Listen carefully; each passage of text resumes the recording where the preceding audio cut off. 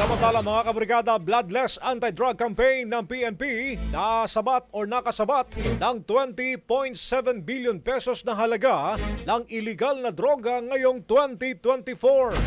Brigada Kat Austria, ibrigada mo! Brigada Live Report.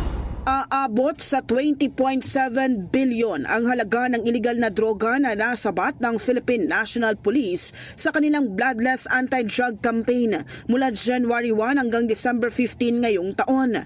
Ayon kay PNP Chief General Romel Francisco Marbil, mas mataas ito ng 101% kumpara sa nakalipas na taon. Sa datos, tinatayang higit 8 metric tons ng shabu ang kanilang nasamsam ngayong 2024 na mas mataas ang 2 metric tons kung ihahambing noong 2023. Kabilang sa mga nakumpiska ang shabu, marijuana, ecstasy, cocaine, ketamine at kush.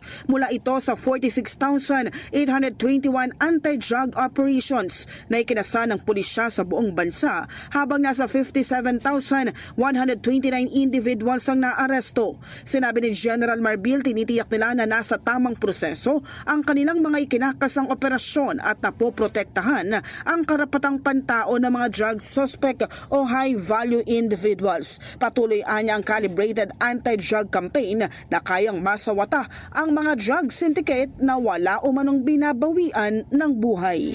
In the heart of changing lives, ito si Brigada Kat Austria ng 105.1 Brigada News sa Manila, The Music and News Authority. Brigada Balita Nationwide sa tanghali.